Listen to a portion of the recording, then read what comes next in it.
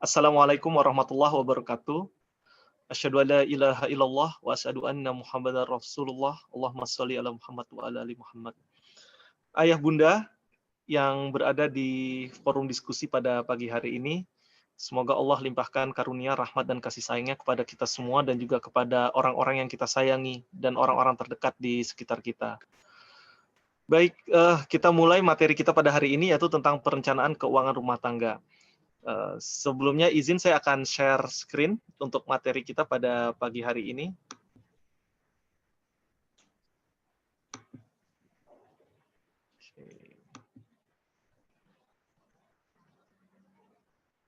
Sambil menunggu ini. Oke. Ayah bunda, mungkin pada kesempatan pada pagi hari ini merupakan momentum kita sama-sama belajar ya. Saya juga kembali lagi belajar. Jadi sebenarnya tidak ada konteksnya berhenti belajar dalam kondisi apapun. Ketika pagi hari ini Allah pertemukan kita bersama di ruang diskusi ini, tentunya ada hikmah nih yang ingin diberikan kepada kita semua tanpa kecuali yang berada di ruang diskusi ini. Dan tidak ada yang lebih pandai, lebih utama tidak, tapi terus sama-sama proses belajar untuk memperbaiki diri kita untuk ke depan. Semoga menjadi kebaikan dunia akhirat buat kita semua. Baik, perkenalkan diri saya terlebih dahulu. Nama saya Rainlius Cahyanegara. Saya sebagai manajemen konsultan. Saat ini aktivitas yang saya lakukan adalah sebagai co-founder Adinata Prestasindo. Ini sebuah lembaga training provider. Lalu juga saya co-founder Anamirah, KBIH, dan Umroh. Jadi titik awalnya justru saya di Umroh dan Haji, ayah bunda. Lalu seperti yang tadi disampaikan oleh Ustadz Agus, yaitu saya sebagai manajemen dan financial trainer. Lalu juga ada usaha di rumah. Alhamdulillah ayah bunda ada usaha di sini yaitu premium frozen food. Jadi main di frozen food. Qadarullahnya mulai ini justru pada saat di masa pandemi. Jadi Masya Allah, ini roller coasternya seru sekali kalau misalnya kita jalani masa-masa, terutama pada saat masa-masa pandemi seperti saat ini. Lalu juga saya sebagai konsultan behavior, maksudnya di sini adalah bagaimana meningkatkan produktivitas kerja pada lingkungan perusahaan terkait dengan perilaku manusianya. Itu aktivitas saya. Lalu pengalaman kerja bisa ayah bunda lihat, qadarullahnya dari tahun 2001 sampai 2015, bahkan sampai sekarang, seputar keuangan ayah bunda. Jadi mulai dari internal audit, mulai dari cash management, sampai treasury, dan aktivitas keuangan yang saya lakukan hampir sekitar 17 sampai dengan 20 tahun itu adalah bagaimana mengelola uang yang masuk dan uang yang keluar agar perusahaan bisa aman, perusahaan bisa memenuhi kebutuhannya. Lalu qadarullahnya ingin saya sampaikan sekilas selayang pandang mengenai materi ini. Materi ini hadir tahun 2016, ayah bunda. Jadi materi pengelolaan keuangan yang saya coba create ini hadir tahun 2016. Latar belakangnya adalah pada tahun 2015 itu saya kerja di perusahaan tambang batu bara. Lalu perusahaan tambang batu bara itu harga batu bara jatuh ayah bunda. Sehingga pendapatan perusahaan itu tidak memungkinkan lagi untuk berjalan normal sebagaimana mestinya. Jadi harus melakukan efisiensi, dan salah satu efisiensi adalah pengurangan karyawan. Nah, pada saat itu saya coba menghitung semuanya di perusahaan, ternyata insya Allah ini aman, secure untuk pengurangan jumlah karyawan sampai satu titik. Qadarullah, nggak tahu kenapa saya berkata pada saat itu ke bos saya, ke direksi saya, Pak, saya mau ambil program ini, Pak. Lalu, serius mau ambil? Iya, serius saya mau ambil, saya bilang. Akhirnya saya ambil ayah bunda program pengurangan jumlah karyawan itu pada saat di perusahaan tambang batu bara. Dengan kondisi saat itu istri saya sedang hamil. Jadi resign, istri saya hamil tuh. Dan dari uang yang ada saat itu, bagaimana caranya agar kami bisa survive, kami bisa bertahan, keluarga kami. Dan 2015 itu ayah bunda situasinya sebenarnya hampir mirip dengan kondisi sekarang. Sekarang jauh lebih seru lah, lebih complicated. Sekarang ini lebih kompleks. Namun kalau kita bicara krisis itu mungkin ayah bunda yang berada di ruang diskusi ini juga beberapa kali mengalami ya, dari tahun 97, 98, lalu lagi ada peristiwa krisis yang mungkin orang nggak terlalu kerasa, tapi secara industri itu lumayan goncang. Itu tahun 2008. 2008 itu juga terjadi lagi situasi seperti itu. Lalu masuk fase 2016. Itu terkait yang energi saat itu mengalami goncangan. Nah, 2020 pandemi ini terjadi. Qadarullah, bismillah, dengan apa yang pernah terjadi dengan saya di tahun 2015-2016 itu, akhirnya ketemu tuh sebuah pola bagaimana kami coba jalani, saya dan istri saya, supaya bisa survive, supaya bisa bertahan, bahkan terus berlanjut. Karena kehidupan kita kan harus jalan terus. Apapun yang terjadi, kehidupan kita harus jalan terus. Apa yang ada, kita syukuri dan kita kelola.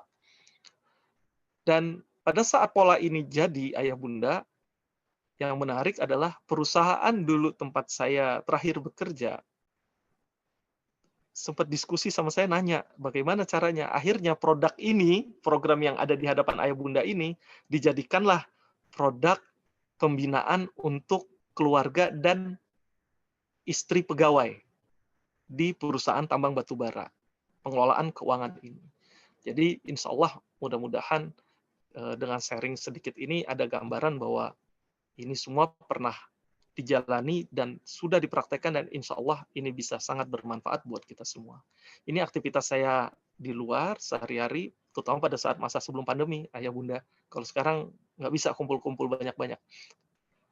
Nah, lalu selalu saya awali di sini bunda, ayah bunda. Mengapa ayah bunda berada di ruang diskusi kita saat ini? Mengapa ada di sini? Mengapa sih kita bicara soal uang saat ini?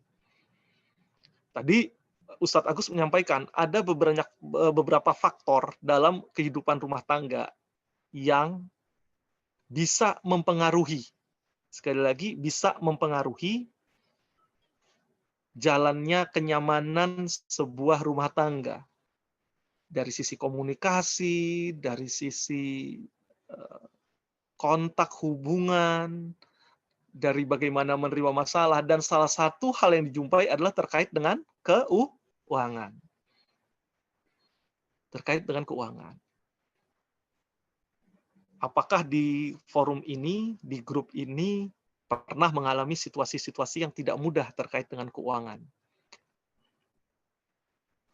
Dan kalau sudah pernah atau saat ini menjalani situasi tersebut, insya Allah bisa kita lalui. Selama kita mau melakukan perubahan dan kita terus mendekat kepada Allah. Jadi tetapkan dulu nih, kenapa nih kita sekarang ada di tempat ini, di forum diskusi ini, dan kita ngebahas tentang keuangan. Ini penting sekali atau sangat penting buat Anda. Sehingga Anda siap nih, pagi-pagi jam 8 hadir di sini sampai dengan mungkin sekitar 2 jam ke depan nih, kita akan bersama-sama. Jadi mantapkan hati, dan saya minta ayah bunda menyiapkan, saya pun menyiapkan di sini ayah bunda. Jadi saya siapkan kertas, saya siapkan pulpen. Materi ini akan saya share. Materi ini akan saya share nanti lewat Ustadz Agus, soft copy-nya kepada ayah bunda semua. Namun dalam proses kita belajar untuk mengikat ilmu, salah satunya dengan menulis. Apa sih yang kita dapatkan, apa yang kita pahami, dituliskan. Atau apa yang ingin ayah bunda tanyakan, dituliskan. Lalu pertanyaan berikutnya adalah, di mana sih sekarang posisi Anda terkait keuangan? Kurang, cukup, atau baik? Kalau kurang tuh bahasanya adalah dalam setelah aktivitas nih, 1 bulan nih, ternyata posisinya minus tuh. Oke, kurang. Lalu cukup ini 0-0 nih, draw. 0-0. Nah, kalau kurang dan cukup ini, yang seru, situasi hampir berbeda-beda nih. Ada yang udah lewat tanggal 10, detak jantungnya jadi agak beda. Detaknya lebih cepat. deg, deg, deg, deg, lebih cepat gitu kan. Dengan kebayang ke depan tuh akan ada apa gitu kan. Kalau ini, kalau ini, kalau ini banyak kalaunya gitu kan. Atau kondisinya adalah baik. Kondisinya baik. Kalau kondisinya baik, ada nilai plus yang bisa keluarga ayah bunda amankan. Semua terpenuhi, semua tercukupi, bahkan ada nilai plusnya. Sekarang silakan ayah bunda saat ini kondisinya di kondisi yang mana nih? Dituliskan terlebih dahulu nih. Kurang, cukup, atau baik? Silakan dituliskan. Kalau sudah dituliskan, ini perasaan aja, atau sebenarnya ini bisa diukur, Mas. Yuk, sama-sama kita lihat yuk kondisi bagaimana sih kondisi finansial ayah bunda semua. Kenapa periksa dompet atau kita bilang cek kesehatan keuangan itu sangat penting? Ini ada beberapa poinnya nih, menunjukkan apakah ada masalah yang terjadi tapi nggak sadar. Memastikan bahwa kondisi keuangan siap nih kalau terjadi peristiwa-peristiwa yang mendadak. Dan juga untuk coba lihat nih kondisi keuangan apakah sudah terlindungi atau belum nih jika terjadi hal yang tidak diinginkan. Memastikan apakah aset atau harta yang dimiliki saat ini sudah tepat atau belum. Iya. Jadi selama ini ya, selama berumah tangga Allah kasih rezeki berupa penghasilan, ada berapa aset gitu kan.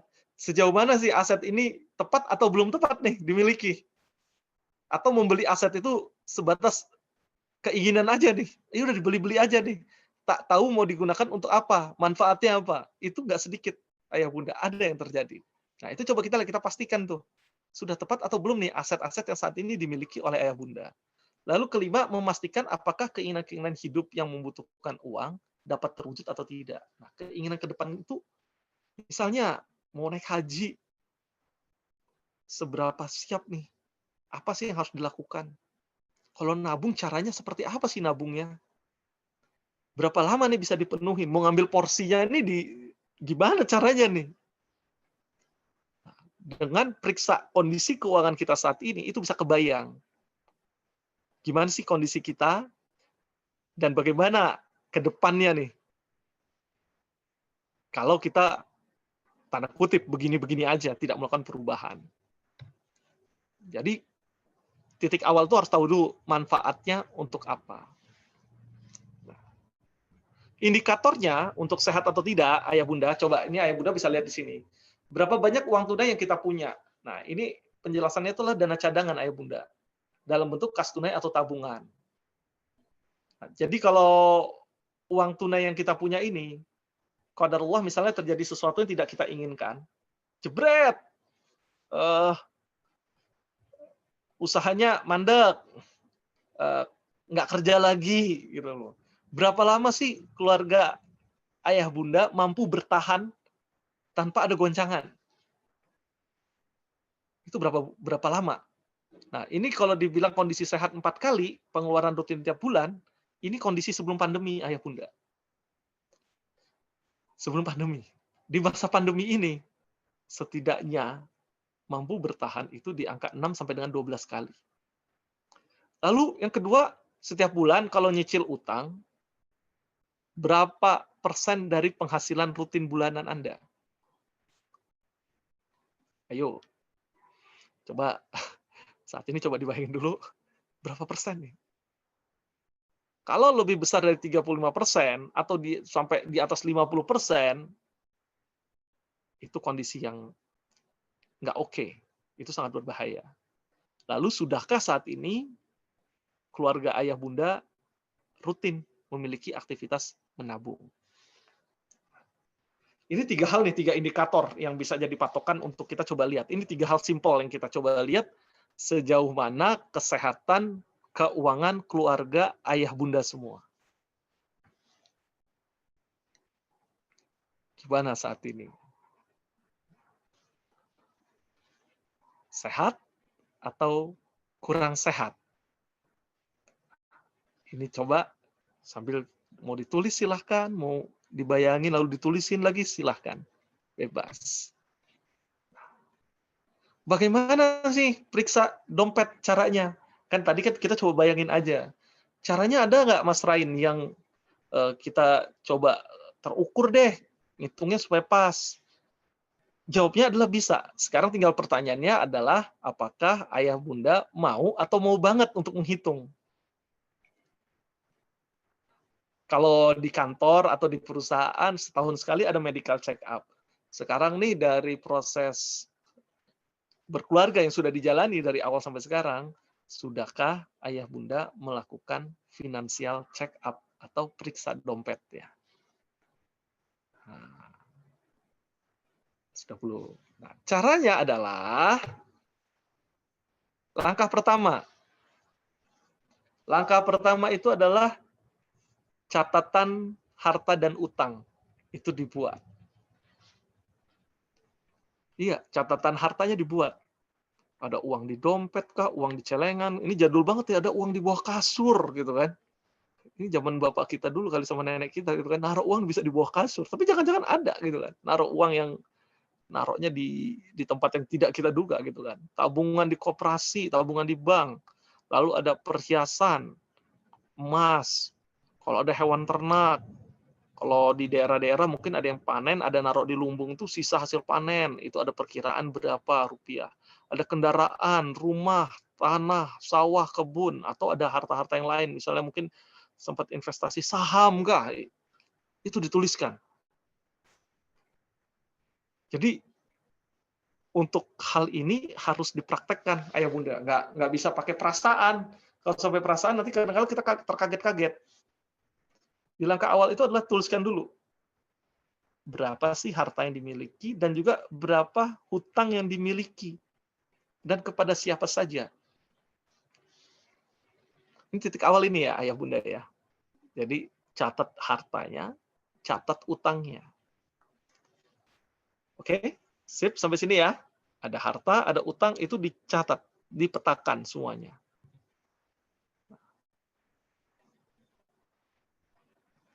Setelah langkah pertama tadi apa? Kita catat harta dan utang. Berikutnya adalah yuk dipetakan penghasilannya. Sumber penghasilannya dari mana saja dan angkanya berapa saja. Insya Allah di sini kerannya nggak satu, ada beberapa keran. Nah, itu kerannya dipetakan. Mulai dari gaji kerja, hasil usaha, ada penghasilan lain-lain, kalau ada yang punya kontrakan, sewa kontrakan, kalau mungkin ada yang nyewain tanah untuk misalnya material bangunan, mungkin dapat penghasilan dari sana, atau penghasilan yang lain-lain. Itu semua dituliskan. Jadi ada catatan penghasilan dan juga ada catatan pengeluaran. Selama ini ayah bunda setiap bulan rumah tangganya itu mengeluarkan biaya berapa saja. Nah, ini yang saya punya ini seperti ini ayah bunda. Ada zakat, sedekah, sumbangan, tabungan, pembayaran sewa kos-kosan atau rumah kalau yang masih ngontrak. Lalu ada iuran RT RW, uang keamanan, uang sampah, belanja kebutuhan rumah tangga, belanja dapur harian, belanja makan siang. Terus misalnya kalau ada asisten rumah tangga, mungkin biaya berapa, ada tagihan listrik, air, telepon, pulsa, HP, transportasi, SPP sekolah anak, kalau ada uang buku, uang jajan, itu semua dipetain. Karena jangan-jangan selama ini, mungkin misalnya saya sebagai suami, tahunya ini ada uang nih, jebret, pegang, cukup nggak cukup, pakai. Sementara nggak mudah untuk ngatur itu semua gitu kan. Kalau memang buat si ibu nih sebagai manajer rumah tangganya, untuk mengelola ini semua, kalau tidak dicatat nggak mudah. Misalnya nih, habis uangnya. Pada saat ketemu suaminya, ayah, ini nggak cukup, ayah, habis. Uangnya dipakai kemana aja sih? Kalau tidak ada catatan, itu kayak ngawang. Gitu. Saya yakin sini insya Allah beberapa sudah melakukan pencatatan. Insya Allah sudah melakukan pencatatan. Dan ini kayak pengeluaran atau penghasilan ini, masing-masing rumah tangga memiliki ciri khas sendiri-sendiri ya. Bisa, bebas. Nah, tinggal dibuat pos ini penghasilan, ada pos pengeluaran. Nah, tadi kita udah berapa yang kita catat? Ada harta, ada utang, ada sumber-sumber penghasilan, dan juga catatan pengeluaran. Kalau tidak dipetakan, kita nggak bisa ukur nih seberapa kita sehat atau seberapa kita belum sehat. Karena ini nggak pakai perasaan, parameternya harus jelas. Parameternya harus jelas gitu. Bukan jelas-jelas habis ya, tapi jelas-jelas ini semua tercatat, ini semua memang rutin, ini semua apa adanya. Pentingnya di situ. Jadi saya ingatkan kembali, dicatat terkait harta, kedua hutang, ketiga sumber penghasilan, keempat semua pengeluaran. Nah, begitu sudah dicatat semua, nah ibaratnya wujudnya kan seperti ini ya. Secara simpelnya itu jadi kayak ada dua kelompok harta dan utang, kelompok penghasilan dan pengeluaran. Kalau misalnya bahasanya di akuntansi, mungkin di sini ada orang akuntansi, ada di sebelah kanan tuh kayak laporan rugi laba tuh setiap bulan tuh. Di sebelah kirinya tuh ada neracanya tuh. Harta utangnya. Nah, di sebelah kanan itu prosesnya tuh. Positif atau negatifnya. Jadi ketika dipetakan, nanti kelihatan tuh ayah bunda. Misalnya nih, nilai harta ayah bunda saat ini berapa total. Diperkirakan aja ya, misalnya nilai tanah, nilai aset, dan sebagainya itu diperkirakan saja dulu. Dibandingkan nanti dengan nilai hutang. Kalau terjadi apa-apa, misalnya harta minus utang nih, bersihnya berapa sih, positif atau negatif? Ketika positif, alhamdulillah. Ketika negatif, yuk ada suatu hal yang kita coba benahi yuk. Dipetakan dulu terkait harta dan hutangnya. Posisinya sekarang besaran harta atau besaran hutang. Itu titik awal. Lalu juga penghasilan pengeluaran setiap bulan. Masuknya berapa, keluarnya berapa, posisinya berapa. Positif atau negatif juga. Kalau dia positif, kalau dalam bisnisnya bahasanya adalah, oh laba nih, ada nilai lebih nih tiap bulan nih. Gitu. Kalau merugi, jadi catatan. Apa yang selama ini terjadi yang dikeluarkan? Jangan-jangan yang dikeluarkan itu banyak keinginan, bukan kebutuhan. Ini tahap awal ya, buat ayah bunda semua. Jadi ketika udah dicatat, dipetakan, lalu ketika dikelompokkan, jadi di slide ini. Lalu kita coba ukur nih, kita hitung nih sekarang. Nanti dari data yang ada itu, ayah bunda, insya Allah datanya udah ada nih, udah tinggal masukin nih. Contoh, uang tunainya berapa? Uang tunai itu kelompoknya itu adalah uang yang di dompet ayah bunda, uang yang ada di bawah kasur kah, uang yang ada di perkiraan celengan kah. Itu ukurannya uang tunai yang di tangan. Plus tabungan. Tabungannya ada nggak nih? Tabungan yang di bank. Bank A, Bank B, Bank C, Bank D. Dibagi dengan pengeluaran rutin yang di sebelah kanan tadi. Kan di bawah penghasilan ada pengeluaran. Tuh pengeluaran rutinnya berapa tuh? Begitu ukuran uang tunai itu adalah ukuran uang tunai tadi berapa kali kalau terjadi sesuatu dengan maaf ya, dengan penghasilan ayah bunda misalnya terjadi qadarullah hal yang tidak diinginkan, jebret, nggak gerak nih penghasilannya, bahkan hilang penghasilannya, berapa bulan nih keluarga kita bisa bertahan? Atau apa yang harus dilakukan ketika belum cukup? Nah, di masa pandemi ini setidaknya bisa bertahan 6-12 kali. Tapi kalau memang di bawah itu, ya hidup harus berjalan terus. Bagaimana strategi kita supaya bisa bertahan dari yang ada. Ini coba dilihat. Ini yang pertama terkait dengan uang tunai. Yang kedua adalah dalam satu bulan tuh, kan tadi ada total hutang ya, ayah, bunda. Total hutang itu sebenarnya cicilannya berapa sih per bulan dari total itu kan ada yang diangsur tuh. Ada utang yang nggak diangsur-angsur, waduh itu bahaya juga tuh. Itu perlu dipertimbangkan. Kalau bisa sudah mulai diangsur. Kalau nggak bisa langsung bayar sekaligus. Kecuali orangnya ngomong yang punya utang, udah bayarnya nanti aja sekaligus aja. Namun kalau bisa sudah ada pos untuk punya niatan baik, kita cicil. Karena hutang kan kewajiban ya, yang harus kita lunasi. Jangan sampai kita selesai, yang kita turunin ke anak cucu kita utang gitu kan. Bahaya. Dalam 1 bulan itu jumlah cicilan utang per bulan dibagi dengan penghasilan rutin. Jadi dari sebelah kiri tadi yang total hutang ada, terus yang ada nanti dibuat lagi tuh cicilannya berapa sih sebulan. Nah, dari cicilan per bulan ini dijumlahkan dibagi dengan penghasilan rutin. Itu berapa persen? Tadi dibilang kalau mau dikatakan sehat itu di bawah 35%. Maksimal 40% lah. Maksimal 40% itu udah cukup mengap-ngap lah itu. 40% itu udah nggak mudah tantangannya. Nah, kalau ternyata nyicil utangnya bisa sampai 50%, itu tanda-tanda kurang baik. Tanda-tanda kurang baik. Ternyata separuh penghasilannya itu buat bayar hutang. Itu ada hal yang kurang baik yang perlu dilihat lagi. Kalau hutang suka nggak suka, wajib ya harus bayar, oke, harus bayar. Tapi nanti ternyata bisa jadi ada strategi nih, bagaimana nih strategi pelunasan hutang. Strategi apa yang harus dilakukan nih terkait pelunasan hutang? Strategi itu bisa ada kalau ayah bunda mencatat terlebih dahulu. Jadi dicatat dulu nih hutangnya nih. Dari sisi nominalnya, angsurannya berapa per bulan, dan sama siapa. Lalu pakai jaminan atau tidak.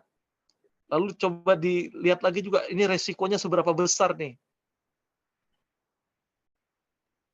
Paham sampai di sini ya ayah bunda ya? Jadi dilihat nih, selama ini dalam 1 bulan, ayah bunda cicilan hutangnya dibagi dengan penghasilan berapa persen nih. Insya Allah saya doakan semuanya di bawah 40%, di bawah 35%. Kalau di atas itu perlu dipetakan lagi dan disusun strategi ketika semua sudah dituliskan tuh hutang-hutang. Bisa dilihat. Lalu juga ada ukuran menabung. Ukuran menabung selama ini, apakah keluarga kita sudah rutin menabung? Karena menabung itu jadi suatu kebiasaan yang baik. Secara ini bukan pelit tapi ya, nabung di sini memang udah kita persiapkan dalam arti gini. Contoh, tahun depan kan ada Idul Adha lagi, insya Allah Allah pertemukan kita dengan kurban. Gitu. Apakah sudah rutin melakukan kurban? Nah, ada akhirnya kita buat tuh pos tabungan untuk kurban. Per hari itu mau berapa? Mau 2.000, mau 5.000. Itu bisa, itu melatih otot ke sana. Kalau 10% ini saya bilang oke lah, ini di masa sebelum kondisi yang nggak mudah saat ini. Namun apabila sudah biasa menabung 10%, masuk ke masa-masa situasi yang sulit seperti ini, jangan sampai dihilangkan. Anda tetap menabung, silahkan. Anda turunkan jumlahnya. Jangan sampai ototnya lemes. Udah biasa menabung, jadi nggak biasa. Untuk mengembalikan lagi itu nggak mudah, Bapak Ibu. Jadi ketika sudah punya kebiasaan rutin, terus lakukan, terus lakukan. Nah, apalagi terkait tadi, contoh misalnya kayak mau untuk kurban kah? Atau misalnya volumenya dinaikin lagi bagian untuk, ini saya mau niat nih, kalau misalnya mau naik haji, ternyata untuk ngambil kursinya itu 25 juta. Kalau ngebayangin terus, ayah bunda, nggak bakal nyampe kalau ngebayangin aja. Tapi kalau ketika bergerak menabung, itu ada. Saya ingat contohnya itu di sini dekat saya nih. Tahun 2012, ya 2012, 8 tahun yang lalu, itu ada marbot masjid itu datang gitu loh. Pak, saya pengen banget Pak naik haji umroh Pak. Tapi saya ini cuma marbot masjid Pak. Gimana Pak? Nggak mungkin Pak. Kata dia. Loh, siapa bilang nggak mungkin? Kalau Allah yang berkata, ya kamu berangkat, nggak ada yang bisa ngentiin berangkat. Sekarang, apa nih yang sudah Bapak lakukan supaya Bapak bisa berangkat? Ya nggak ada Pak, gaji saya cuma 2 juta Pak sebulan Pak. Lalu kepikir saat itu, ketika kami ngobrol sama dia, saya bilang, Pak, Bapak punya kaleng nggak di rumah Pak? Ada kaleng. Ya udah Pak, masukin aja uangnya ke kaleng Pak. Semampunya Bapak. Mau cuma 2.000, mau cuma berapa, masukin aja. Kapan berangkat? Kapan berangkat kan Allah yang izinin Pak. Allah yang nentuin. Tapi Bapak seberapa mau, seberapa usaha Bapak. Ya udahlah Mas, saya kerjain, kata dia bilang. Akhirnya dia kerjain tuh, nabung 2.000. Seadanya aja Mas, nabung. Yang serunya kok, serunya adalah sampai satu momentum tiba. Saya sholat subuh tuh, lagi sholat subuh di masjid, baru parkir motor, saya ngelangkah mau masuk ke masjid, tiba-tiba nih ketemu marbotnya, meluk saya. Mas Rain, saya berangkat umroh. Saya bengong, umroh? Iya, berangkat umroh. Tabungannya cukup? Enggak cukup. Belum cukup. Tapi, Mas, ternyata Allah manggil, Mas. Ada orang yang nggak mau disebutkan namanya bayarin saya umroh. Lah, tabungannya ada berapa tuh yang di kaleng? Alhamdulillah, sudah mau 2,5 juta, 3 juta, kata dia bilang. Jadi saya berangkat umroh, saya udah punya uang jajan di sana. Ya, mungkin kisah seperti ini sudah terdengar. Tapi ini bagian dari apa yang kita lakukan tuh menyesuaikan. Lalu, ya sudah, kita jalani, Allah yang akan menentukan hasil terbaik.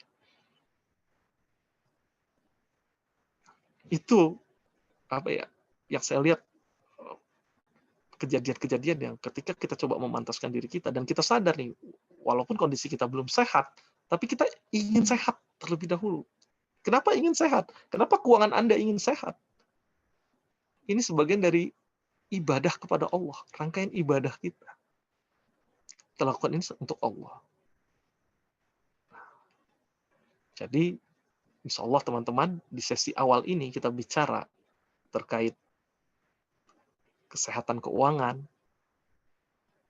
Yuk, seberapa sehat dan seberapa belum sehatnya juga kondisi ayah bunda pada saat ini. Menarik ya sampai di sini ayah bunda. Karena selama ini rata-rata kalau ditanya perasaan pakainya, perasaan. Sekarang nggak pakai perasaan lagi. Ini sudah jelas ada indikatornya. Yang tadi pakai rasa bagaimana ada diterjemahkan, pakai angka. Oh iya jelas ya, ada angkanya. Ada ukurannya. Oke, ini terkait dengan financial check-up-nya, periksa dompetnya. Seberapa ayah bunda sehat kondisi saat ini. Kita lanjut ya.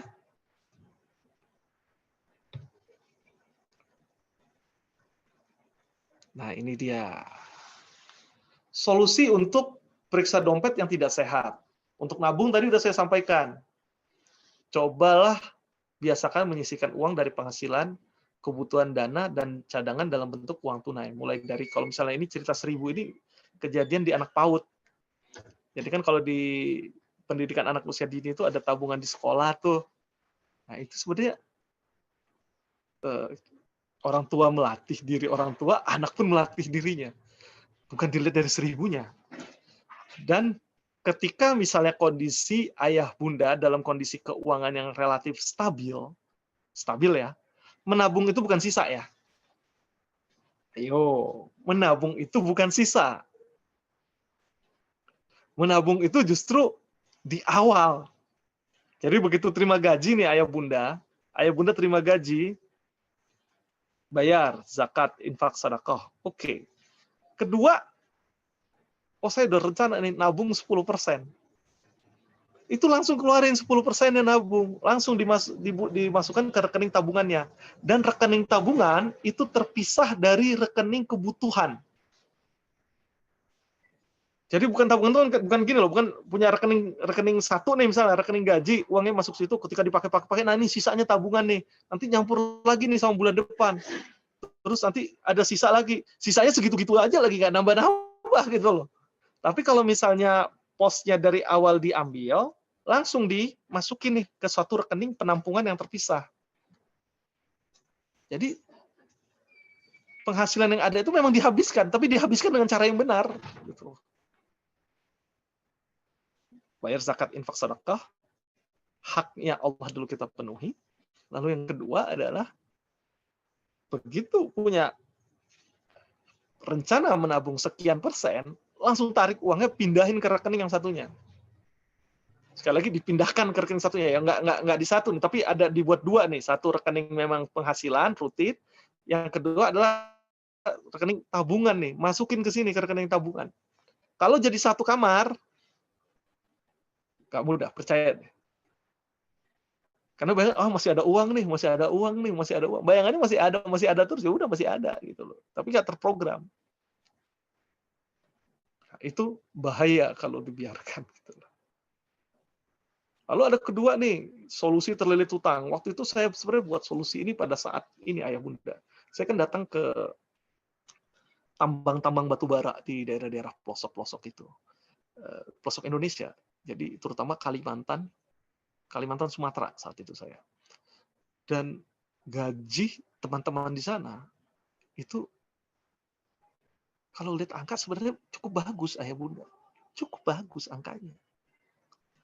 Yang seru ternyata nggak sedikit tapi terjebak dengan lintah darat.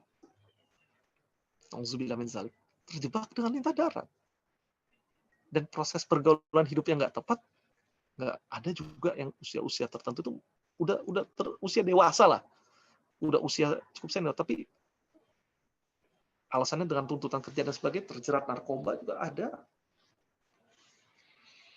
Nah, akhirnya mereka terlilit hutang. Gitu loh. Nah, ketika terlilit hutang, ini langkahnya adalah dari pos pengeluaran tadi yang setelah dicatat dengan ayah bunda, itu coba dilihat mana sih yang betul-betul selama ini melakukan dilakukan pembayaran atau betul-betul dibayar itu betul-betul memang kebutuhan bukan keinginan. Yang kita terapkan itu yang kita penuhi adalah kebutuhan. Bagaimana? Oh ini kebutuhan. Kalau saya buat contoh di sini kan makan itu kan kebutuhan. Kalau keinginan kan pasti makannya makan yang enak-enak terus gitu kan, setiap hari. Kalau bisa makannya dapurnya nggak usah nyala deh kompornya gitu kan, makanya ke restoran gitu kan. Kalau ngeliat kondisi kita mau mengelola keuangan kita adalah penuhi kebutuhannya. Nggak bisa seneng, bisa seneng, bisa. Ukur nih kapasitasnya. Bahwa nggak bisa kita memenuhi semua keinginan kita. Tapi yang insya Allah yang dicukupi oleh Allah, yang terpenuhi adalah kebutuhan. Kebutuhan. Bahkan di sini kalau pas saya ingat banget kalau di site pakai popok, yuk gimana pakai tanpa menyebut merek ya, Pampers gitu. Karena umumnya orang ngertiin itu diapers itu kan kalau bisa karena orang tuanya nggak mau repot dipakein terus sepanjang hari gitu kan. Ganti. Padahal satu bal itu bisa 200.000. Biayanya lumayan. Ada momentum misalnya siang kita yang ngurus, ya udah nggak usah dipakai diapers gitu kan, kita yang jagain, kita yang ganti. Mudah-mudahan kalau di grup ini insya Allah sudah dalam kondisi yang lebih baik semua. Ini ada beberapa hal yang bisa dilakukan terkait nggak punya uang tunai kah, terlilit hutang. Inti awal adalah kenapa tadi dituliskan. Nanti pada saat sesi selanjutnya ini pun akan saya ulangi lagi. Kenapa pentingnya sekali lagi menulis atau memetakan atau pakai Excel diketik gitu loh. Kalau nggak ada formnya, nanti ada soft copy-nya saya kirim deh. PDF saya kirim, itu bisa diisi sama ayah bunda semua. Yang saya inginkan, insya Allah semoga ayah bunda bisa berpraktek menggunakan materi yang ada pada pertemuan hari ini. Lalu berikutnya adalah jika berhutang terpaksa dilakukan, itu ingat ya ayah bunda ya, berhutang kalau terpaksa dilakukan, itu hutang yang sifatnya produktif. Sekali lagi hutangnya apa, ayah bunda? Produktif, bukan hutang yang konsumtif. Dan berhutangnya itu pun mesti berhati-hati. Jangan terkena rentenir, lintah darat, dan sebagainya. Jauh-jauh. Walaupun itu bisa seolah-olah menawarkan kemudahan. Nggak perlu proses, dia datang ke rumah. Hindari riba. Hindari betul-betul. Bahkan bila perlu, kalau kondisi saat ini ada hutang, prioritas untuk menyelesaikan hutang adalah, yuk lihat aset. Yang tadi kan saya lihat kan ketika kita financial check up, kita coba lihat kita punya aset apa saja, dan sejauh mana aset tersebut memberikan manfaat atau bisa dimanfaatkan. Ketika aset itu sifatnya pasif, tidak bisa dimanfaatkan, apakah kita beli itu karena keinginan aja? Kalau keinginan, coba kita lawan dengan lepas.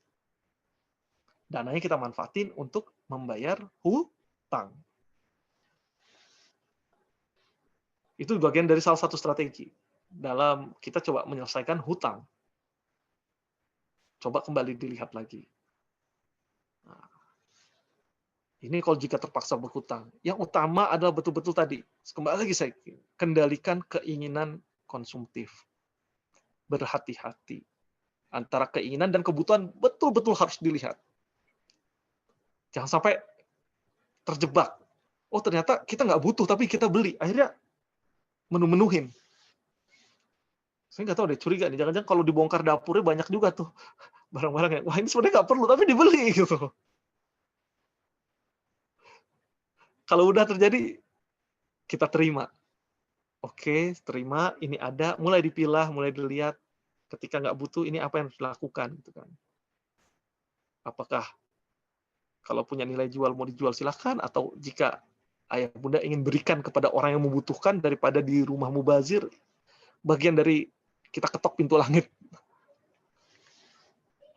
Agar tidak mubazir, gitu. Agar memberikan manfaat. Semoga Allah juga akan membukakan pintu-pintu rezeki yang lainnya. Tetap berbuat di tengah situasi seperti ini pun tetap ada peluang kita tetap melakukan hal-hal kebaikan untuk saling bantu satu sama lain. Dengan salah satunya apa? Jadi ketika kita coba petakan aset kita coba lihat, mungkin sampai terkecil kita coba lihat lagi juga, oh ternyata ini ada barang-barang yang sudah kita tidak perlukan lagi juga atau apa. Itu bagian dari itu salah satunya. Untuk melihat.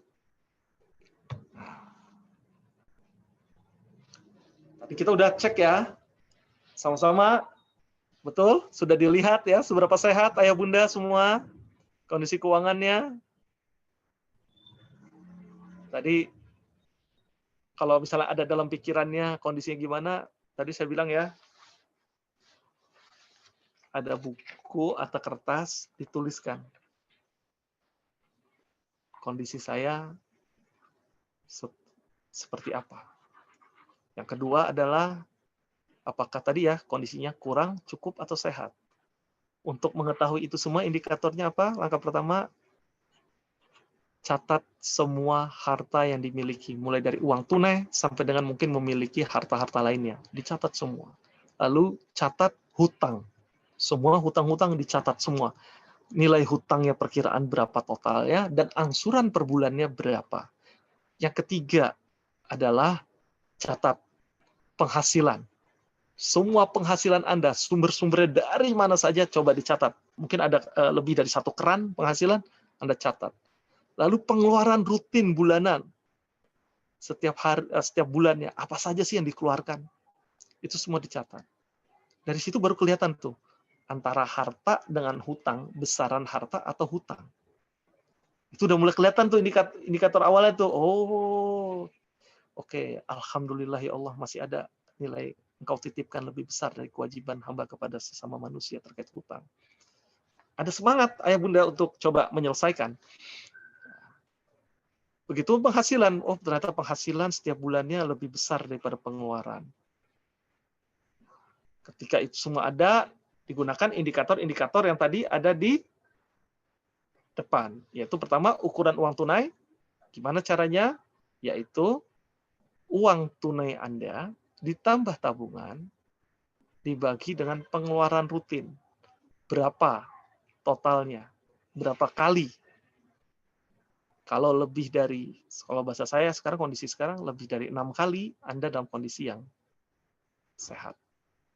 Yang kedua adalah total cicilan setiap bulan, hutang, dibagi dengan penghasilan berapa persen. Kalau ternyata udah lewat dari 35-40%, dipetakan lagi. Solusinya seperti apa supaya ini bisa ditekan. Lalu yang ketiga adalah menabung. Kalau sebelum pandemi itu angka rules of 10%, jadi kayak ada aturan 10% bahasanya di karangan finansial. Jadi 10% itu kita coba sisihkan, kita tabungkan. Lalu tadi ada beberapa hal kecil terkait solusi kalau belum bisa menabung, caranya adalah paksakan. Apalagi kalau sudah punya kebiasaan menabung, jangan terhenti, terus nabungnya. Dan nabung itu di awal, bukan di akhir. Nabung itu di depan, bukan sisa. Lalu solusi terlilit hutang. Solusi terlilit hutang tadi salah satunya adalah dilihat ada Yang keinginan-keinginan coba dibatasi, lebih kita fokus memenuhi kebutuhan, lalu coba dilihat lagi seberapa besar aset yang dimiliki saat ini, dan aset yang ternyata kurang produktif, tidak dapat dimanfaatkan, perlu difikirkan, apakah ini dirubah menjadi aset yang lebih cair, menjadi uang, untuk akhirnya menutupi hutang. Dan berhati-hati dengan keinginan konsumtif. Itu dia posisi saat ini. Akhirnya kita masuk tuh pada, setelah kita lihat nih kondisi keuangan kita seperti apa, kesehatannya, bagaimana nih rencana keuangannya nih, apa yang harus dilakukan, mengapa perlu berencana. Jadi semua itu harus tahu alasannya mengapa. Karena kita ini kan salah satunya dalam perjalanan hidup kita ini ada hal-hal yang ingin kita capai nih, tujuan-tujuan dan keluarga inginkan sebagai alat alat menuju kebaikan.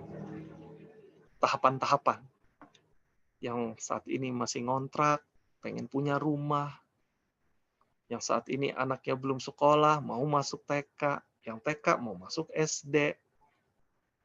Jadi ada tahapan-tahapan yang gimana kita coba susun rencananya nih, dari apa yang sudah Allah kasih ke kita terkait penghasilan. Tuh, ini salah satunya nih, ada beberapa nih indikatornya. Ada yang menyiapkan dana pendidikan anak, menyiapkan untuk pembelian kendaraan. Selama ini pakai roda 2, anaknya 1 masih bisa, anaknya 2 udah mulai sempit, ketiga waktu dia masih bayi masih bisa digendong. Tapi kok makin besar kalau dipaksain naik motor kok kayak naik sirkus ya. Kok makin penuh ya. Kalau udah pakai balon lebih seru lagi tuh. Wah, pasrahnya bisa aja. Saya pengalaman, Pak. Udah juga kayak gitu, Pak. Udah ngalamin fase sampai ketika momen-momen itu orang ngelihat itu sampai kayak main sirkus aja. Tapi itu nggak menjadi kegelisahan. Ya, itu bagian dari kenikmatan hidup. Berproses semua. Jadi ketika mulai coba merencanakan, niatnya bismillah ya Allah, ibadah. Bagian dari membahagiakan keluarga ini adalah ibadah. Semua karena Allah. Jadi ketika punya sesuatu itu memang karena Allah semuanya. Kita coba merencanakan kalau hasilnya terwujud atau tidak, itu haknya Allah. Prerogatifnya Allah. Tapi kita usaha terbaik yang kita bisa. Ya Alhamdulillah jadi nggak sirkus lagi gitu kan. Lalu ada juga menyiapkan pernikahan anak misalnya gitu loh. Pernikahan anak. Anaknya udah dewasa, sudah mau menikah. Supaya nggak kaget, yuk apa yang kita coba siapkan. Lalu juga ada menyiapkan dana pembelian rumah yang selama ini masih dalam posisi kontraktor, masih kontrak, keinginan pengen punya rumah, direncanakan juga. Merencanakan ini bukan pada akhirnya gini loh, kayak tadi peristiwa marbot tadi ya, misalnya oke, kita coba nabung, nanti dari tabungan itu bisa jadi ada usaha yang bisa dilakukan, bisa diputar. Semuanya berproses. Jadi kan kalau saya penghasilan saya seperti ini gitu kan, kayak marbot tadi, apa mungkin saya bisa? Lah, kenapa kita ragukan diri kita? Sejauh mana ikhtiar yang terbaik kan kita lakukan. Kalau kurang biar Allah yang akan mencukupkan. Tapi bagaimana kita berproses untuk melakukan yang terbaik, melakukan rencana. Lalu yang terjadi sama saya nih, yang poin berikutnya itu ada menyiapkan dana kelahiran. Iya, waktu itu pas perusahaannya turun tajam penghasilannya, mundur dari perusahaan dengan dana yang ada.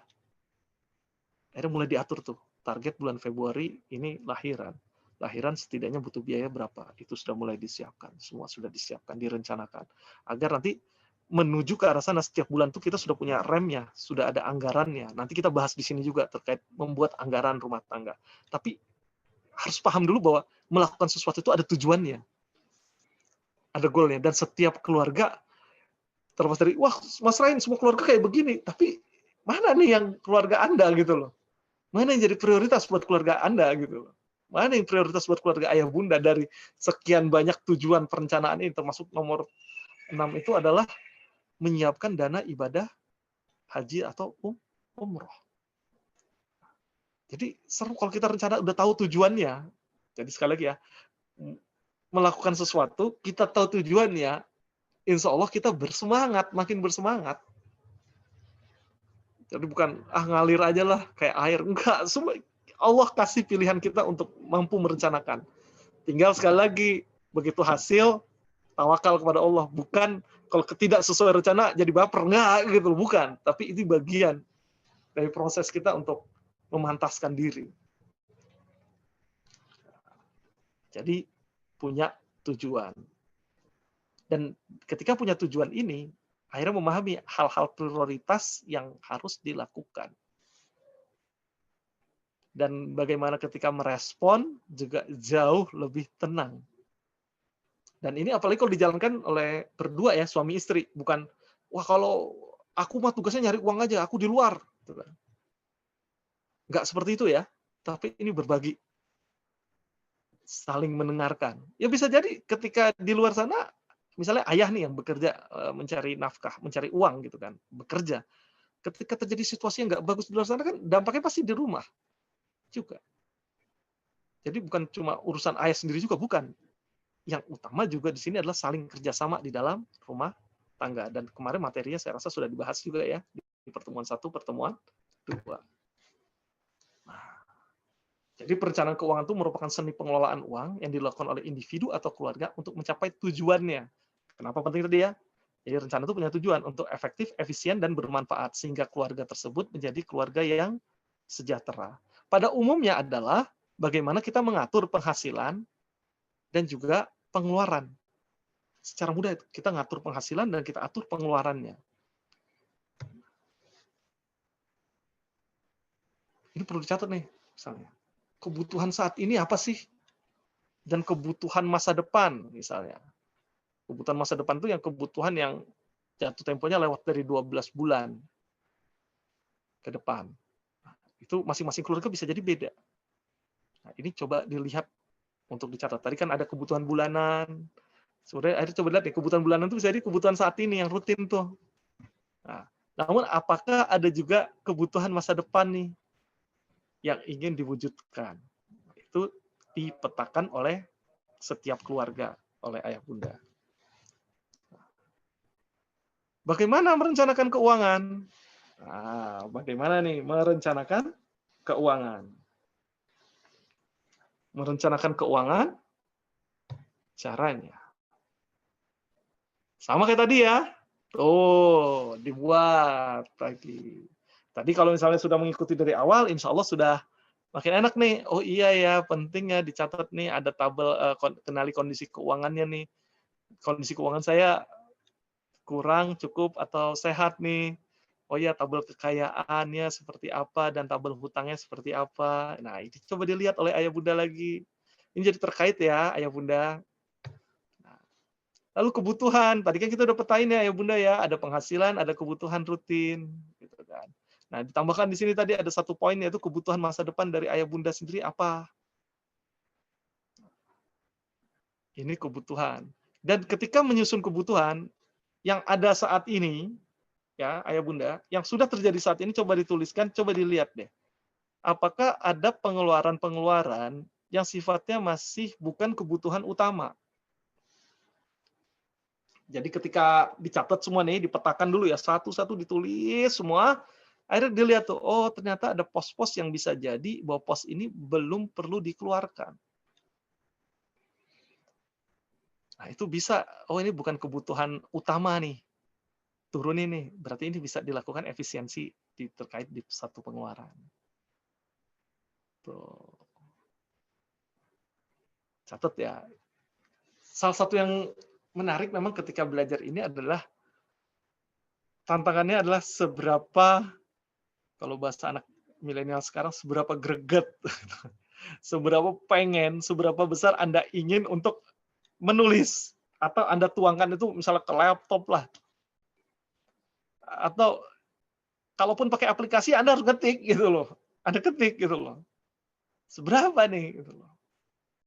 Seberapa greget Anda ingin keluar. Itu tantangannya. Coba tuliskan. Karena ketika itu sudah dicatat, baru nih kita bisa bahas, ayah bunda. Baru kita bisa ngobrol. Mas Rain, ke depannya kalau kita buat anggarannya itu seperti apa ya, anggaran rumah tangga? Karena kunci suksesnya adalah menyusun anggaran rumah tangga. Namun, anggaran itu baru bisa berjalan ketika ayah bunda sudah mengenal terlebih dahulu kondisi keuangan ayah bunda. Dan membuat perencanaan keuangan itu bukan untuk, apa ya bahasa saya ya, bukan untuk jadi kaya raya gitu, enggak. Tapi tadi yang saya sampaikan pada saat ngobrol sama Ustadz Agus di depan. Perencanaan keuangan ini adalah bentuk rasa syukur kita kepada Allah. Bagaimana kita coba mengelola. Kita tahu itu uang pergi kemana. Karena kan setiap yang kita keluarkan kita pertanggungjawabkan. Yang membuat kehidupan perekonomian jadi lebih baik setelah Anda menyusun rencana, tentunya adalah zat yang mengizinkan Anda untuk jadi lebih sukses. Bagaimana memantaskan diri. Jadi ada yang anggap gini, wah kalau buat perencanaan keuangan tuh supaya bisa tajir melintir gitu loh. Enggak, itu memantaskan diri Anda kalau Anda ingin ditambah nikmatnya gitu loh. Lalu ada lagi yang kedua, apa yang mau dibuat rencana mas? Uang aja nggak ada, kata dia bilang gitu kan. Jawabannya adalah bagaimana itu bisa ada kalau Anda belum memantaskan diri Anda untuk siap punya kalau itu ada.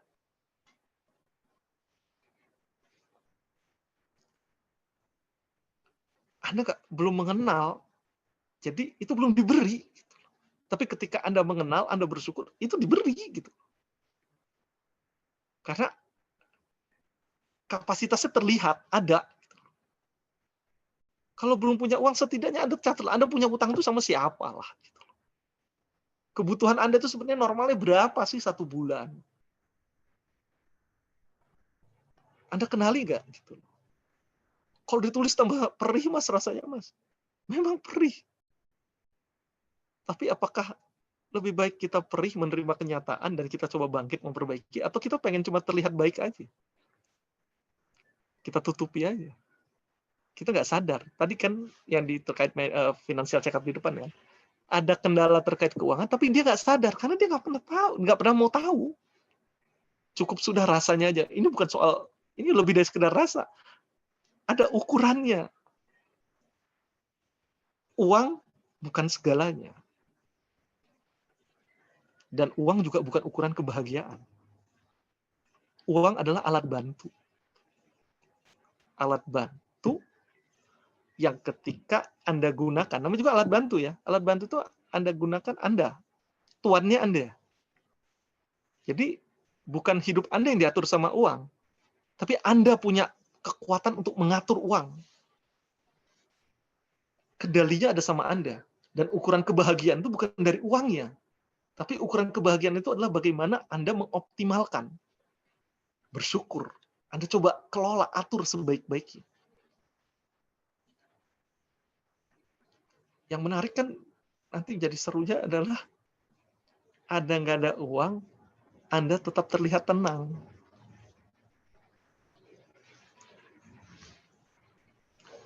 Kenapa? Anda siap. Sudah ada anggarannya, sudah ada rencana, belum terpenuhi, ya Allah. Dia disiapin nih. Rezekinya nanti datang, Anda siap. Anda jadi begitu datang tuh gak kalap gitu loh. Nanti kalau datang kalap, balik lagi. Balik lagi, nyungsep lagi gitu loh. Nah sekarang untuk supaya nggak balik ke titik awal lagi apa? Anda persiapkan.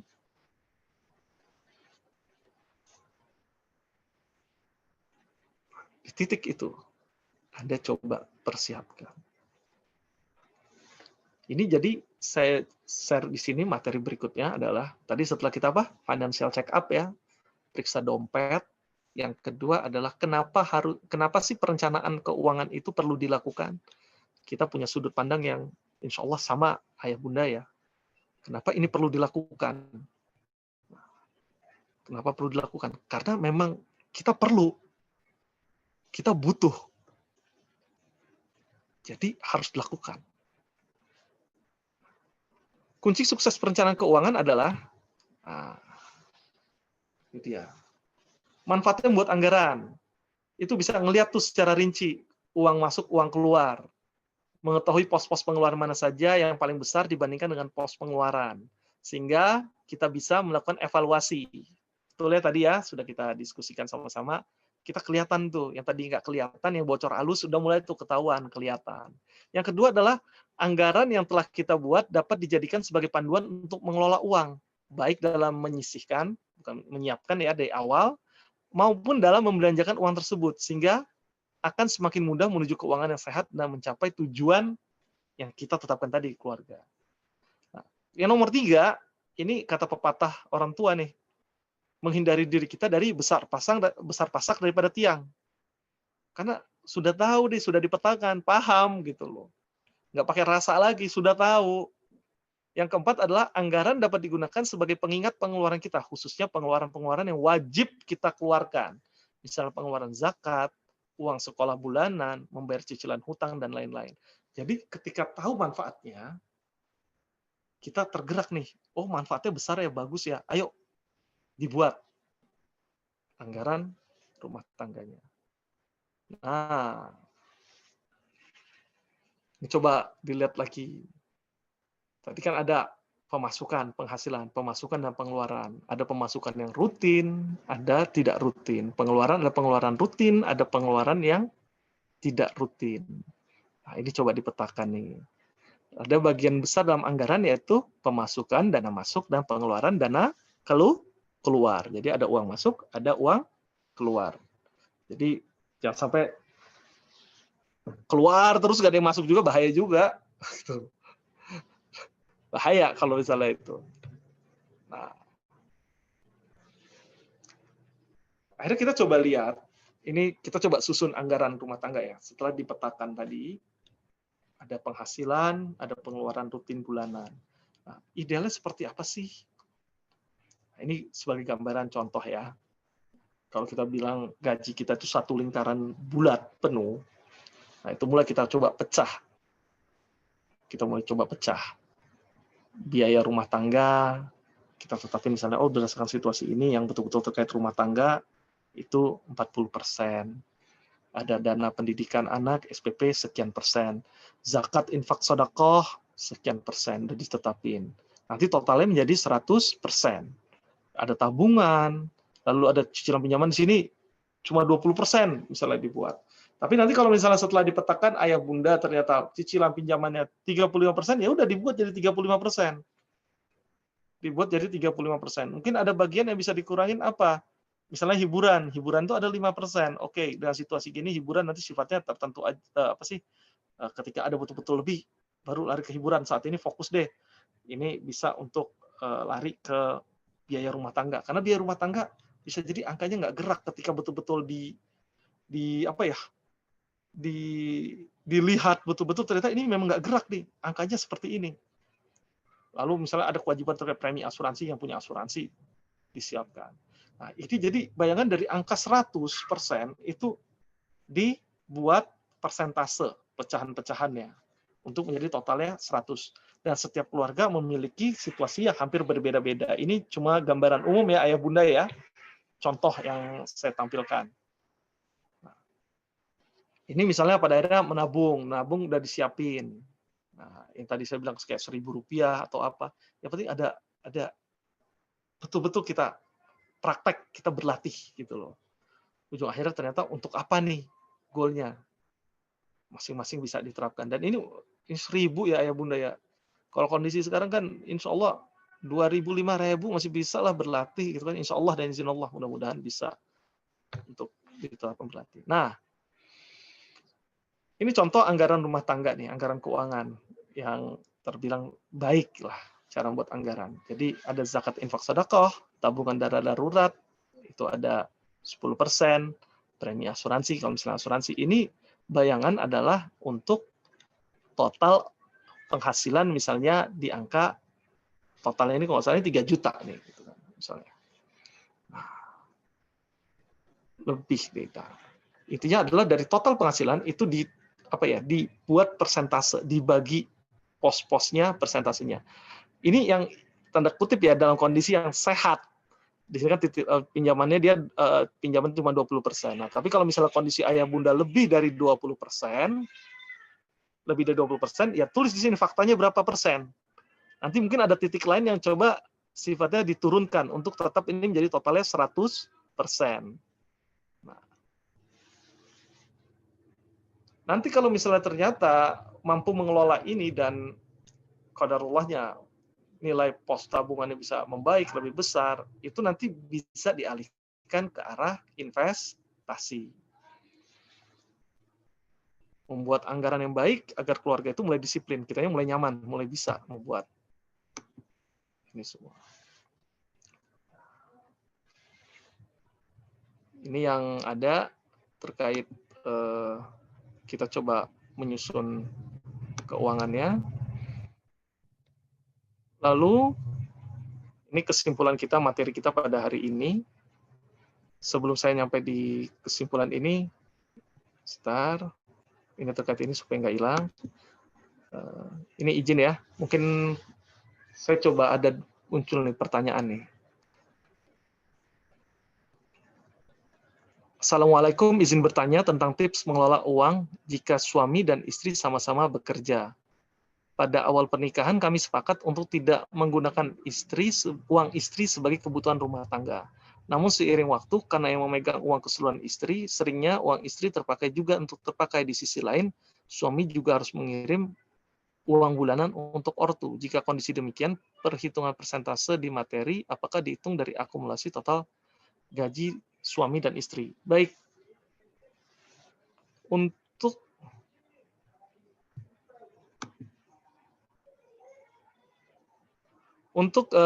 pertanyaan ini, tergantung dari kesepakatan. Kesepakatan dengan kondisi sekarang nggak mudah ya. Mungkin pada akhirnya dengan kondisi sekarang,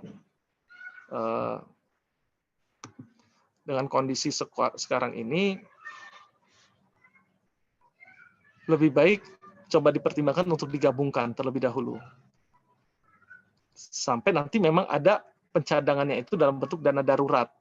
Dana darurat tabungannya itu memang udah dari awal udah diblok nih ayah bunda. Misalnya ketika digabungkan, ketika diblok, diblok itu udah disiapkan tuh, itu untuk sebagai dana cadangan. Dana cadangan yang akan digunakan untuk kebutuhan sewaktu-waktu akan terjadi. Nah, terkait mengirimkan ke orang tua atau sebagainya, itu bisa dimasukkan ke dalam pos pengeluaran. Nah, selama ini apakah pos-pos pengeluaran itu sudah tertulis tuh dikomunikasikan nih antara suami dan istri untuk melihat bahwa uang yang ayah berikan itu ditambah dengan uang bunda itu sehari-hari atau sebulan itu seperti ini aktivitasnya nih, bayaran yang dilakukan, agar betul-betul juga jelas nih kelihatan. Nah, jadi transparansinya itu sudah ada ayah bunda terkait pengelolaan keuangannya. Terkait persentasenya pun itu akan relatif setelah ayah bunda melihat nih dalam 1 bulan berapa nih kebutuhan rutin yang terjadi, yang dibayarkan. Sehingga pada saat membuat persentase-persentase tadi, itu lebih clear, lebih jelas. Berdasarkan kondisi kesehatan sebelumnya, financial check-up-nya. Nah, itu yang sudah ada dan mungkin bisa dipertimbangkan dan dilakukan. Jadi sekali lagi ya, ini rundingan nih berdua setelah kita sama-sama belajar pada hari ini. Oh, paham nih, ternyata dilihat dulu nih kondisinya seperti apa kesehatan keuangan kita. Yang kedua adalah tujuan keuangan kita apa nih, perencanaan kita nih. Dengan kondisi sekarang seberapa besar nih kita bisa lakukan nih. Sehingga yuk kita coba susun yuk anggarannya. Nah, anggaran ini nanti ketika diusulkan oleh istri misalnya, nanti dilihat oleh suami juga, terlepas dari suami, ya sudah aku ikut aja. Namun terlepas dari ikut aja kan jadi tahu, oh seperti ini loh situasi yang ada. Intinya sih seperti itu untuk pertanyaan yang pertama. Yang kedua, dari Mbak Dina. Assalamualaikum, izin bertanya. Dari sejak awal nikah, saya sudah berusaha untuk mencatat pengeluaran, tapi selalu tidak konsisten. Susah sekali untuk konsisten. Apa ada tipsnya untuk konsisten mencatat pengeluaran? Apa perlu pakai aplikasi atau di Excel biasa atau manual buku? Apakah pengeluaran kecil-kecil juga harus dicatat? Terima kasih. Untuk konsistensi, Untuk konsistensi mencatat kembali menjadi pilihan. Kalau memang selama ini pakai gadget kemana-mana, bisa pakai aplikasi. Dan itu pun bisa dituliskan, bisa diketik. Jadi ada juga orang yang kemana-mana dia bawa buku, dia akhirnya catat. Dia catat tuh aktivitasnya tuh, dicatat. Kalau istri saya, ya biasanya dia punya buku tuh, bukunya warna orange. Kalau istri saya itu dia dicatat tuh di situ. Jadi ini masing-masing memiliki situasi yang berbeda-beda. Tipsnya adalah mencatat. Dengan cara apa? Lihat tools terdekat yang ada di Anda, apa yang Anda bisa optimalkan. Misalnya handphone, mungkin menggunakan aplikasi. Kalau misalnya memang rutin selama ini kemana-mana bawa buku, ya udah bisa dituliskan, bawa buku. Nah, pengeluaran yang kecil-kecil juga harus dicatat. Nah, apabila Anda bisa mencatat itu, ya Anda catat. Bisa dicatat, bisa dimanfaatkan. Lalu, yang berikutnya adalah, saya pernah mendengar kajian bahwa sebenarnya dalam Islam tidak dibolehkan untuk menyimpan uang. Nah, bagaimana menyikapi ketika kita menabung, apakah sesuai dengan kaidah Islam? Saya mungkin di sini adalah menyimpan uang ini konteksnya adalah menjadi ada memang aset yang tidak boleh, aset itu mati, tidak aktif, tidak memberikan nilai tambah. Nah, jadi bagaimana caranya itu sebenarnya bergerak, berputar. Mungkin itu maksudnya seperti itu. Jadi gimana, contoh misalnya tabungan ini kan nanti misalnya satu titik nggak selama tabungan itu Anda niatkan untuk memenuhi kebutuhan, untuk mengcover kebutuhan pokok. Jadi bukan menimbun. Sekali lagi ya, bukan menimbun gitu loh. Untuk memenuhi kebutuhan. Nanti di satu titik ketika ini kebutuhan yang sudah tercover dan lebih, nah ini kan mungkin bisa digerakkan ke arah Anda punya investasi. Investasi apa misalnya? Investasi di sini Anda punya tanah, Anda bangun kontrakan. Kontrakan di sini kan akhirnya Anda membantu orang untuk punya tempat tinggal. Nah, ketika dia punya tempat tinggal, oke, dia membayar lagi. Ketika asetnya ada, Anda coba putar tabung lagi. Ketika nanti ada putar lagi ke investasi lagi yang memberikan nilai manfaat dan nilai tambah. Nah, itu sih kalau sudut pandang saya lihat ya. Jadi bukan menimbun gitu loh. Ketika menimbun mati uangnya, terus lebih parah lagi ternyata ada tetangga kita yang membutuhkan, kita nggak kasih bantuan juga. Itu pentingnya kan pada akhirnya ketika Anda mampu juga Anda mau bersedekah, Anda memberikan bantuan karena memiliki kelebihan dan juga dimampukan oleh Allah. Nah, saya rasa untuk faktor pertanyaannya yang terkait hal menabung, seperti itu buat Mbak Tina. Nah, kita masuk nih, kalau misalnya sampai saat ini,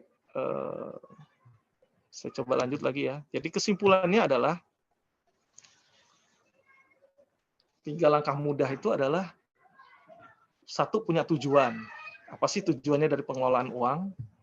Yang kedua adalah, lakukan periksa dompet secara berkala, setidaknya 1 tahun. Kalau ini 1 tahun ini sebenarnya sudah minim banget 1 tahun. Setidaknya 6 bulan sekali deh Anda coba lihat deh progresnya. Bahkan kalau sebenarnya Anda punya anggaran keuangan, setiap bulan itu akhirnya Anda coba lihat tuh, mana biaya-biaya yang saat ini keluar sesuai dengan kebutuhan, atau hanya keinginan saja.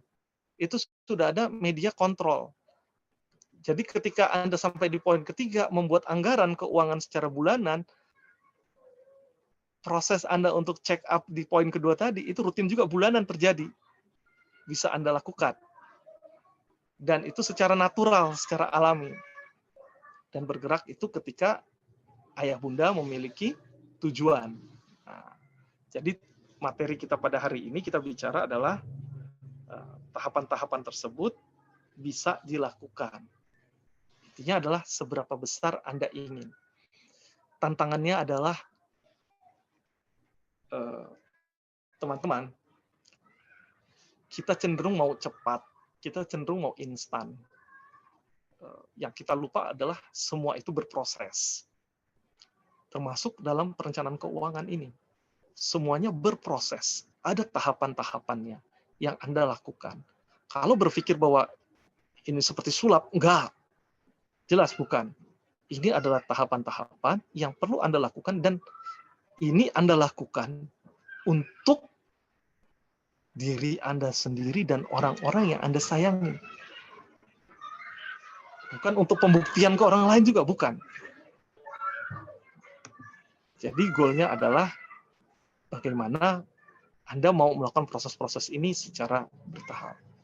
Lalu ada muncul pertanyaan lagi nih, Assalamualaikum, mau bertanya, saya mendapatkan uang bulanan oleh suami, tetapi suami juga memperbolehkan saya membeli barang sesuai dengan keinginan saya dengan uang saya sendiri yang melebihi uang yang diberikan karena saya sudah ada tabungan sebelum menikah.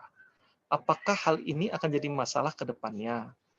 Dan untuk pencatatannya seperti apa? Baik, Ibu. Untuk pertanyaan ini,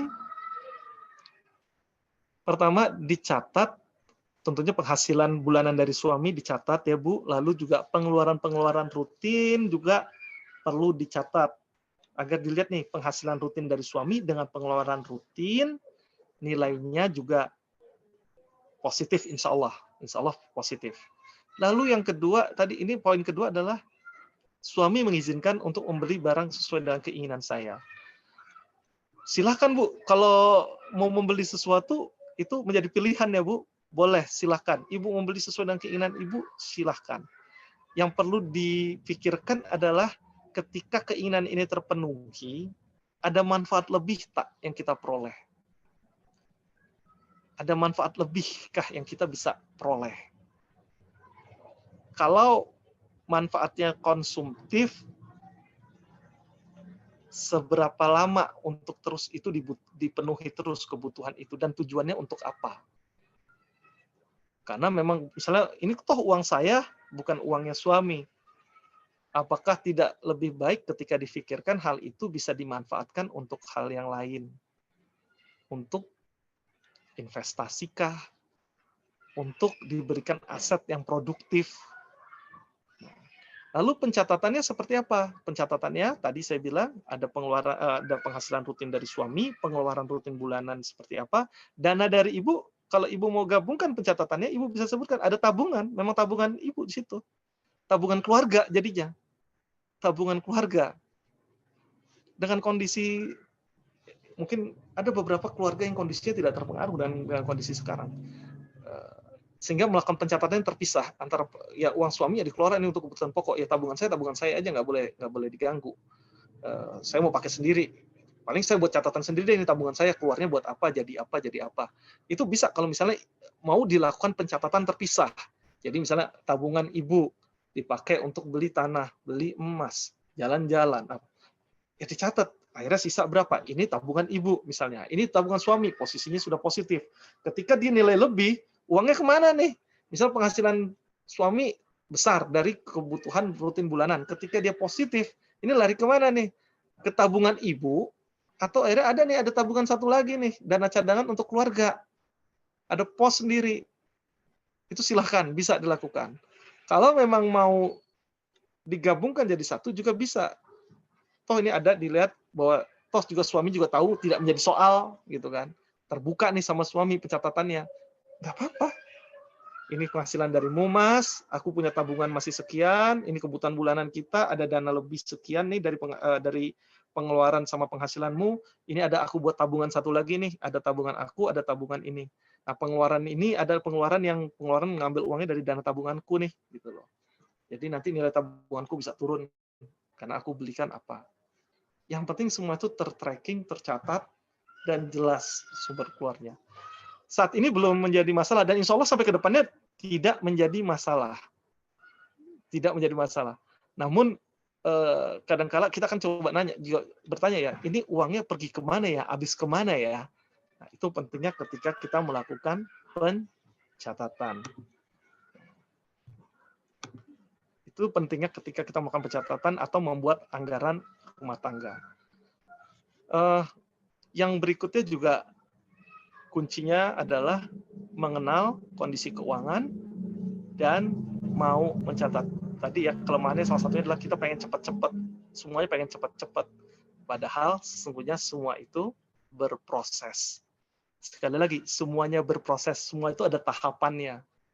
Mulai Anda tahu tujuannya apa, kondisi keuangan Anda seperti apa, realitanya sekarang nih, kembali lagi, realitanya sekarang, itu seperti apa sih keuangan rumah tangga kita? Apakah pengeluaran yang kita lakukan saat ini sesuai dengan kebutuhan atau banyak yang bisa kita lakukan efisiensi, bahwa oh sekarang ini nggak perlu dikeluarkan, oh ini nggak perlu dikeluarkan, atau ternyata muncul biaya-biaya baru. Itu semua bisa terjadi ketika ayah bunda melakukan pencatatan dan membuat anggaran rumah tangga. Nanti ada soft copy dalam bentuk PDF yang saya akan sampaikan kepada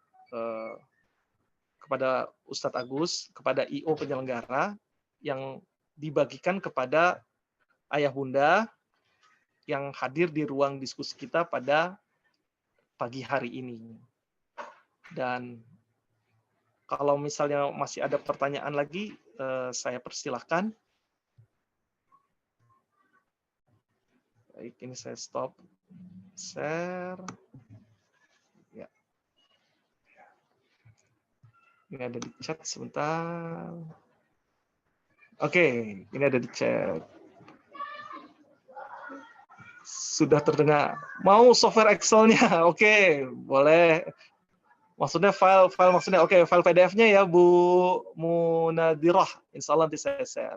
Lalu saya lebih tertarik di poin investasi ini. Jenis investasi apa yang pas untuk saat ini? Apakah emas, saham, atau yang lainnya? Oke, Bu Endah Fitriani ya.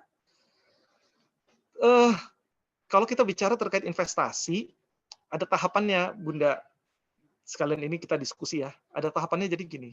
Di titik awal, setiap kegiatan apapun yang memberikan penghasilan, itu ada risikonya. Sekali lagi, setiap kegiatan yang memberikan penghasilan, itu ada risikonya.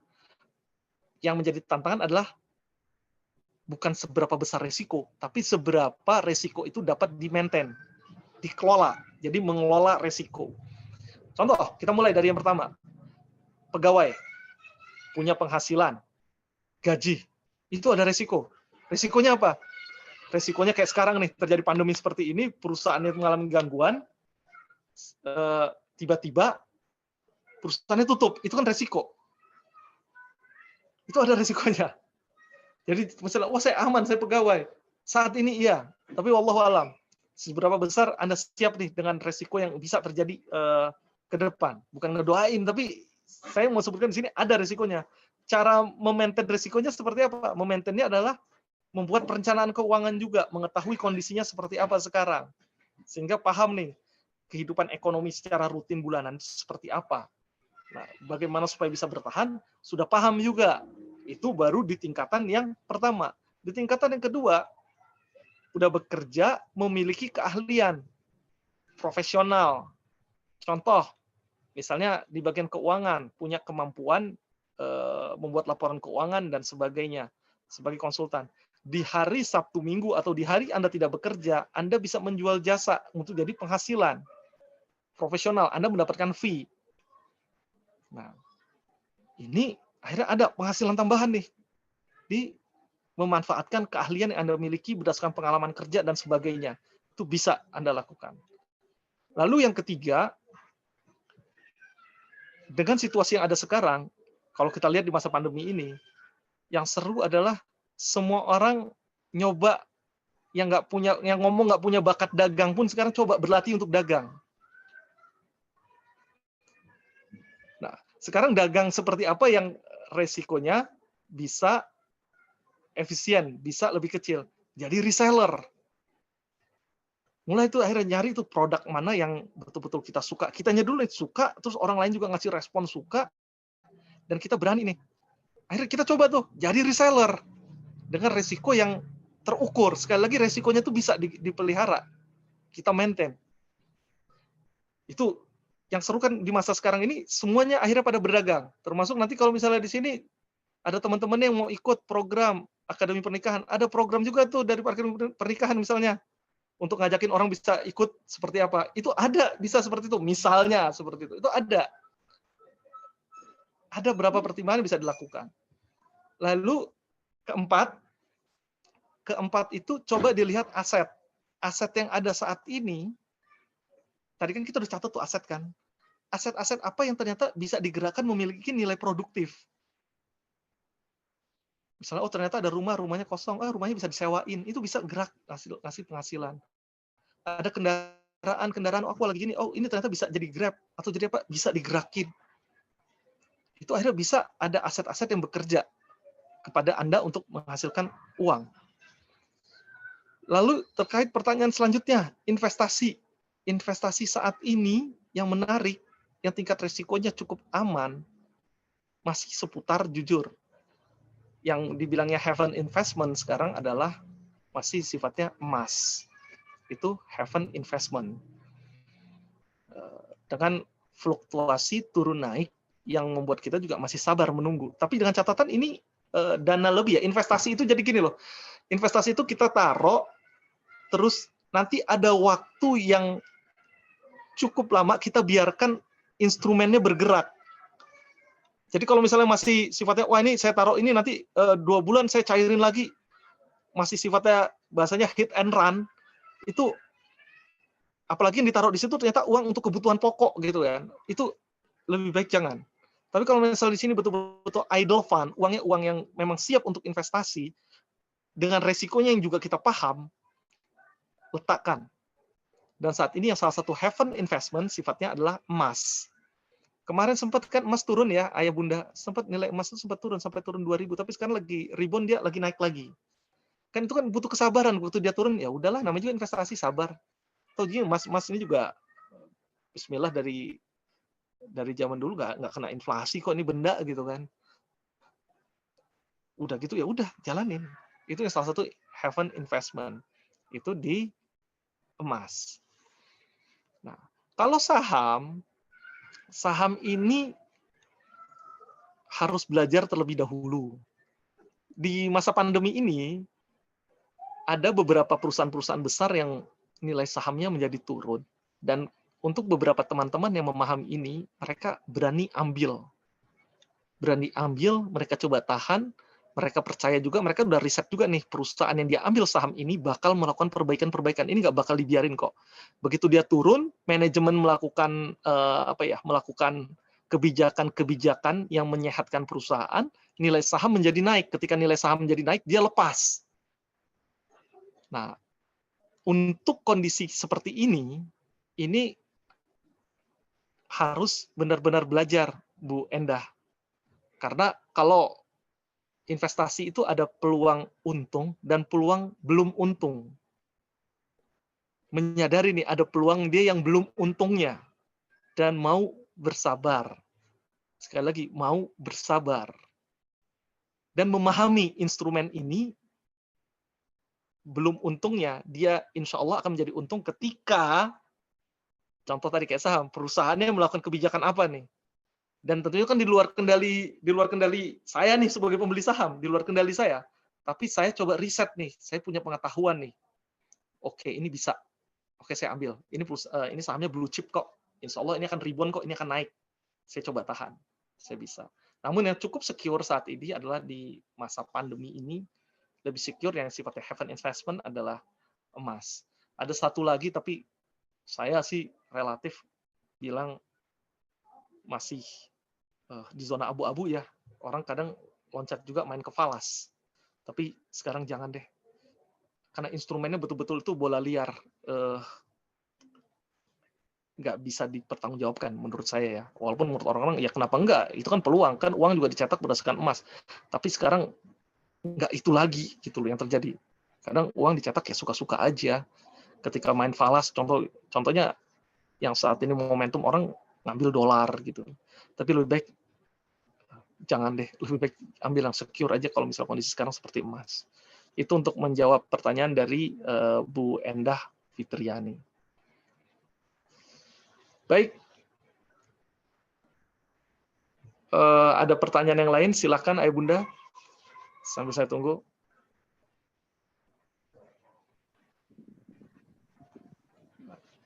Intinya sih terkait keuangan ini tadi yang sudah disampaikan bahwa kenapa menyusun anggaran rumah tangga menjadi transparansi ya. Jadi transparan keuangan antara suami dan istri, melihat ini terkait dengan ikhtiar kita memperbaiki komunikasi juga ke depan.